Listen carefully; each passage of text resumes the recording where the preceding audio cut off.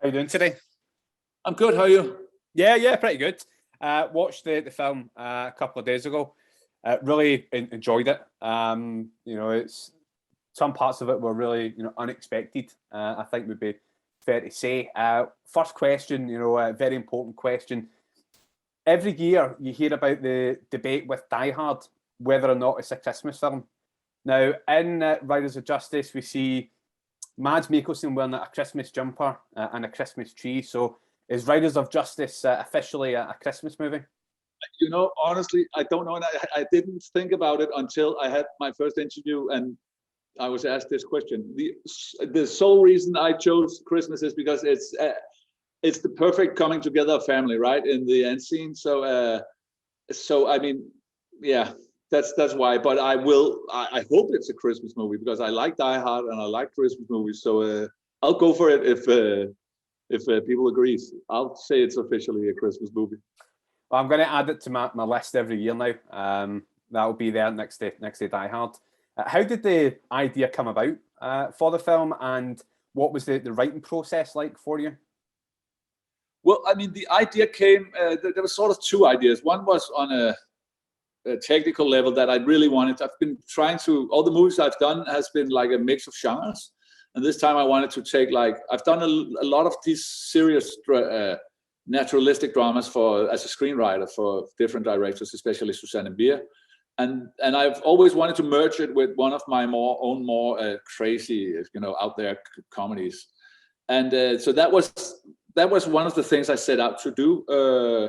The other one was also personal. It was like a 40-year crisis where I had a mild depression, and I saw a lot of people. I know a lot of people who can fight these things, and it's interesting to see how as soon as they can make connections in life, how they are able to fight back. Like a connection being I earn money, I can provide food for my children. That's a good enough connection to bring meaning to your life, but.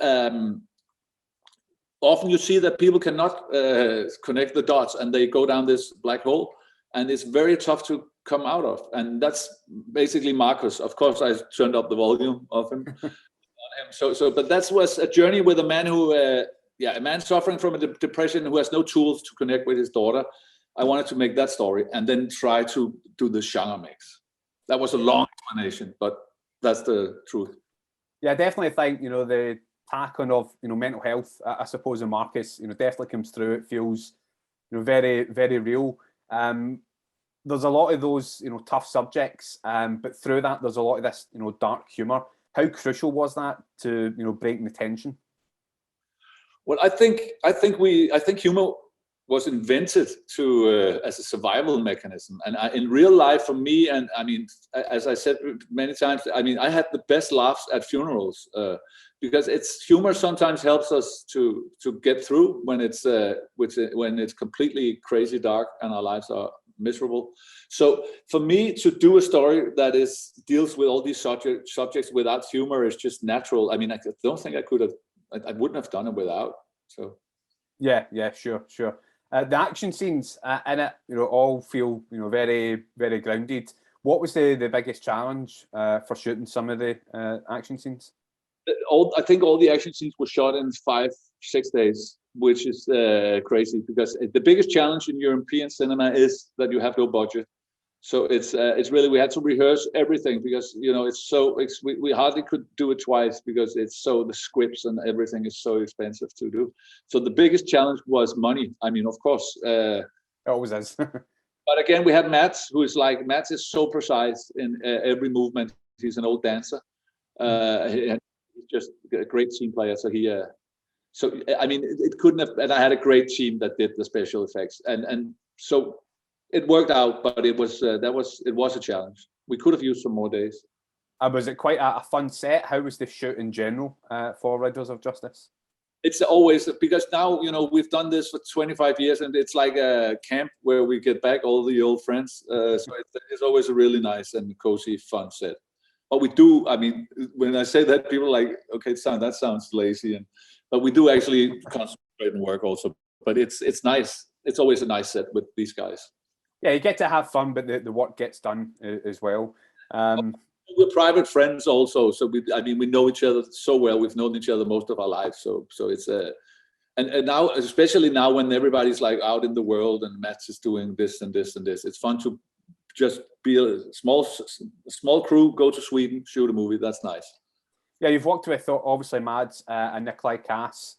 This is what, the 5th movie. They guys are, I suppose, your kind of lucky charms. Yeah, I mean, yeah, they are. But all the movies I've done it's sort of a collaboration with them, and I mean, they know the universe I'm doing. We know each other so well. So I mean, honestly, I probably could do it with somebody else, but I don't think it would be as successful.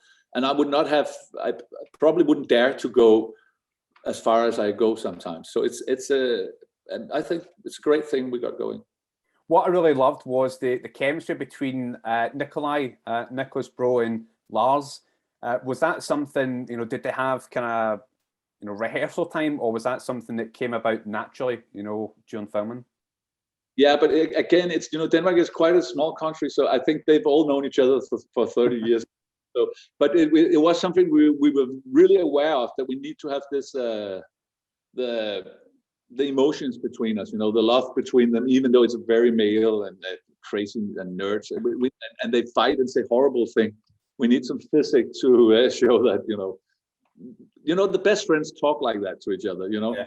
But they still love each other. So yeah, some of the one-liners in it they're absolutely brilliant.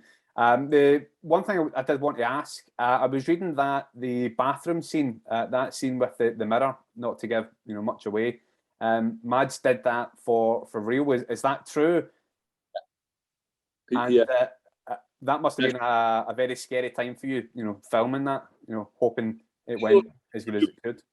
Producers and insurance, and I knew he could do it, but I mean, and he wanted to do it, and it was like, because a breakaway mirror doesn't really, I mean, we couldn't have done it without him. So he actually smashes his head into the mirror and his hand too, and he hurt his hand. So, but it looks great. So that's some of these scenes you have to be physical in order for it to work, right? So and he's again, Mads, he's a great team player, and he will do every stunt. If you let him, he will do it. So it's but I'm very happy we did it like we did, and it turned out fine. Yeah, I think it definitely looked brilliant. And just kind of one final question for you, Anders. One of the other projects you're working on is the Monster of Florence. With Antonio Banderas. How are things going with that, and what was it like to tackle a subject that a real life event? Well, it's been I read that book 7 years ago, and and I've been studying that story, and it's the most crazy story ever. I don't know if you know it, but it's an amazing story. So you can say it's real life, but it's better than any fiction you could ever come up with. There's so many turning points. Every time you think, okay, it's just surprising. So I'm looking very much forward to seeing that through. Yeah. Have you started? When does filming start for that? No, we don't know. I don't know yet. Don't know yet. Well, it certainly does seem very, very interesting. Thanks so much for your time, and best of luck with the release of Riders of Justice. Ladies and gentlemen, you're watching Hey You Guys! Hey You Guys, huh? Hey, you guys. Is that from the Goonies? It is indeed, yes. Nice. Hey